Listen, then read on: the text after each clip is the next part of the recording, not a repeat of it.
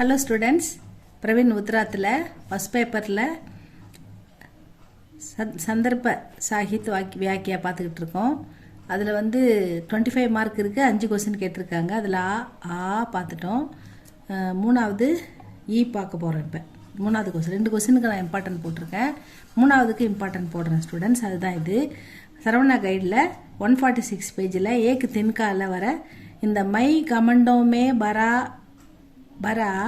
ஐண்டா Hua. நான் கமண்டுன்னா proud, தலகணம், ரொம்ப ப்ரௌடாக நின்றுக்கிட்டு இருந்தேன், கர்வமாக நின்றுக்கிட்டு இருந்தேன்.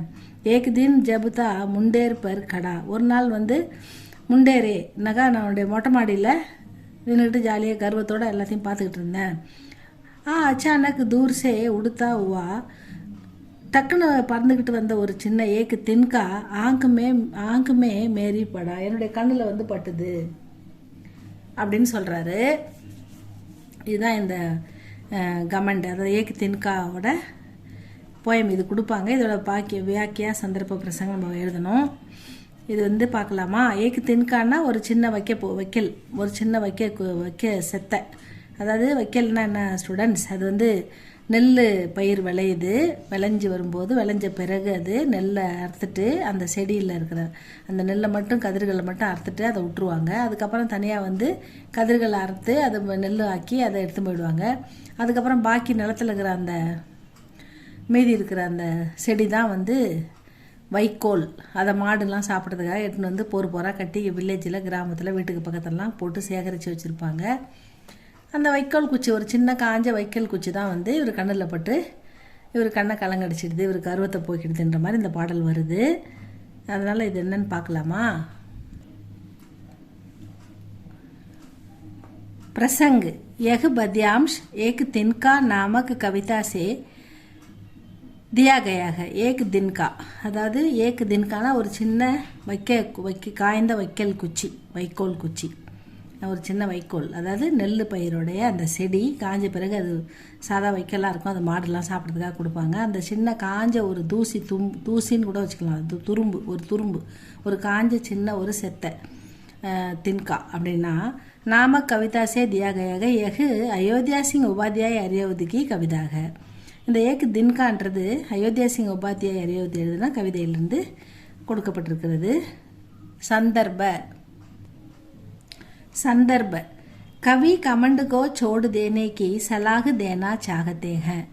கவிஞர் கமண்டு உன்னுடைய என்ன சொல்கிறது, கர்வத்தை விட்டுவிடு அப்படின்னு சொல்கிறாரு. கர்வம் கொள்ளாதே, எதுக்குமே தற்பெருமை, கர்வம் கொள்ளக்கூடாது அப்படின்னு சொல்கிறாரு. கவி கமண்டுக்கோ சோடு தேனேக்கி சலாகு தேனா சாகத்தேக.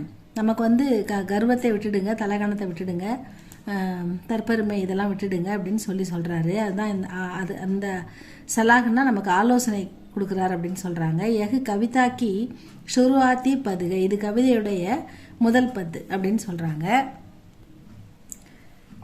व्याख्या कवि की यह कविता उनके अनुभव से उत्पन्न है.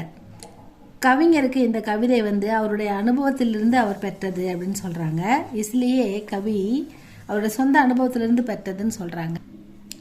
इसलिए கவி ने यह கவிதா உத்தம் புருஷ் மே லிக்கி है. அதாவது சுயமாக எழுதியிருக்காரு, ஒரு நேரடி கூற்றாக இதை எழுதி அமைத்திருக்கிறான்னு சொல்கிறாங்க. கவி ககத்தேக, கவிஞர் கூறுகிறார், कि एक दिन में ஒரு நாள் अपने घर के मुंडेरे पर खड़ा था. ஒரு நாள் அவருடைய வீட்டு மொட்டை மாடியில் அவர் நின்றுக்கிட்டு இருந்தாராம். முண்டேரேனா மொட்டை மாடி, பர் खड़ाனா நிற்கிறது, தா நின்று கொண்டிருந்தார். மை கவிதா லிக்தா ஹூம் और लोग मेरी कविता को पसंद करते हैं.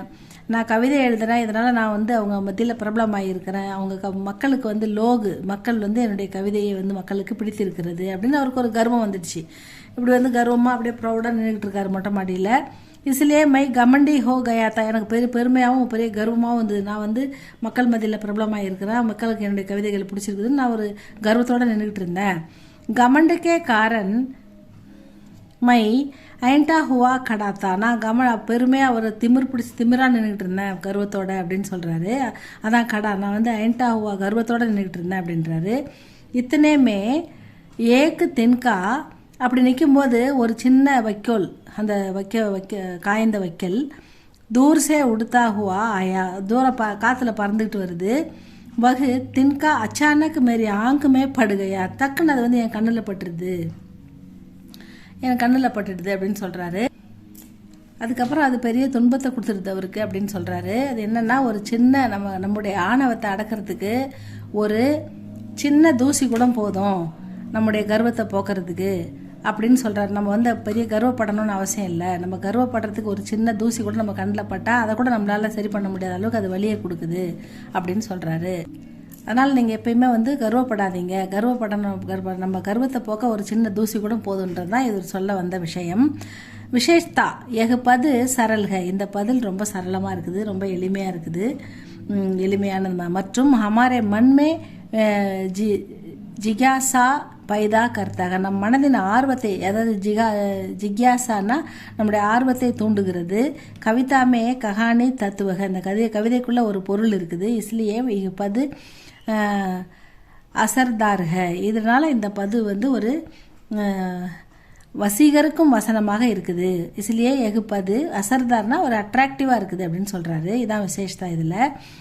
இது படிங்க, இது ஈஸி தான் ஸ்டூடெண்ட்ஸ், இது படிங்க ஸ்டூடெண்ட்ஸ். இது உங்களுக்கு 3வது இம்பார்ட்டண்ட். கமண்டு மெய் கமண்டோ மே பரா ஏண்டா ஓன்னு ஆரம்பிக்குது. இந்த ஏக்கு தின்காவில் வர இந்த பது தான் நமக்கு 3வதான இம்பார்ட்டண்ட் வியாக்கியா.